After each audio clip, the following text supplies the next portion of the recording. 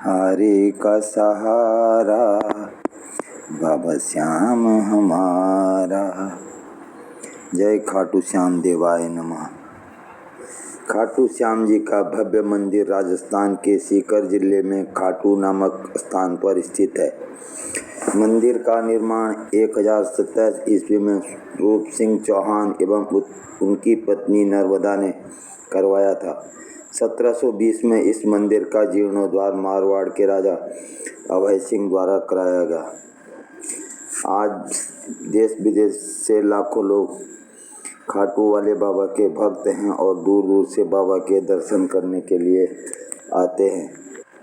खाटू वाले श्याम बाबा पांडु पुत्र भीम के प्रपौत्र घटोत्कच के पुत्र बर्बरीक का ही दूसरा नाम है।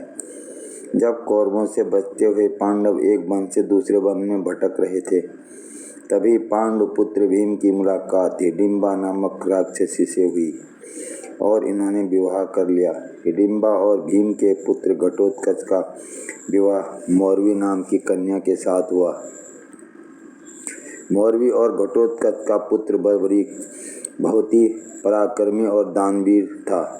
उसकी वीरता और दानशीलता से प्रभावित होकर स्वयं भगवान श्री कृष्ण ने उसे अपना नाम दिया था और कहा था कि दुनिया तुझे श्याम के नाम से जानेगी। महाभारत के युद्ध के समय वीर बालक बर्बरीक ने अपनी माता के सामने युद्ध में जाकर लड़ने की इच्छा जाहिर की। इस पर उनकी माता ने आशीर्वाद देते हुए कहा, जा बेटा, हरे का सहारा बनना। इसका तात्पर्य यह था कि उसकी तरफ से लड़ना जो कमजोर हो। अपनी मां का आशीर्वाद लेकर बर्बरीक युद्ध भूमि की तरफ बढ़ चला। साथ में अपने साथ 3 तीर भी रख लिए। यह तीर बर्बरीक की तपस्या से प्रसन्न होकर देवी माता ने दिए थे। जब श्री कृष्ण को इसके बारे में पता चला तो वे ब्राह्मण के वेश में बर्बरीक के सामने आ गए और उनसे पूछा कि वह कहाँ जा रहे हैं। बर्बरीक ने बताया कि वह युद्ध में शामिल होने कुरुक्षेत्र जा रहे हैं। भगवान ने पूछा कि सिर्फ 3 तीरों से वो पूरा युद्ध कैसे लड़ेगा। बर्बरीक ने बताया कि साधारण तीर नहीं है, वह एक तीर से समस्त शत्रुओं के शीश काट सकता है। भगवान ने उसे वृक्ष की समस्त पत्तियों को भेदने के लिए कहा।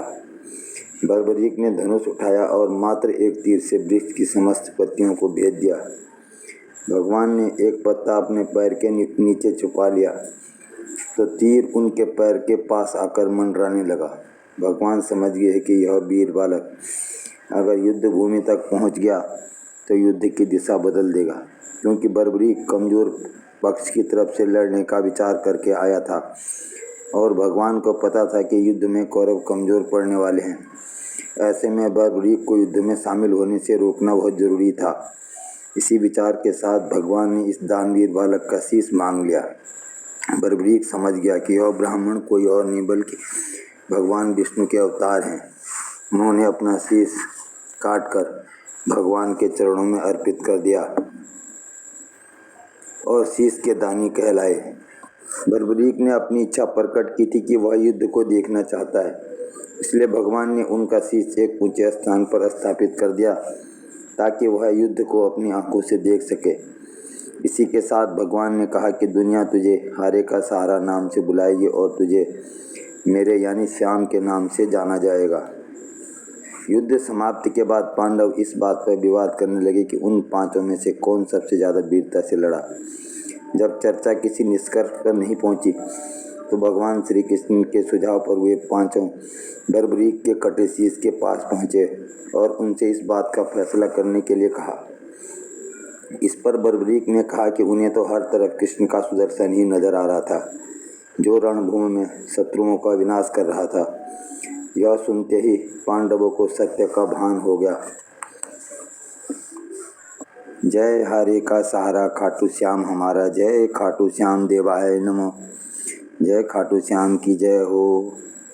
धन्यवाद मित्रों। ये कहानी आपको कैसी लगी, लाइक और सब्सक्राइब जरूर करें।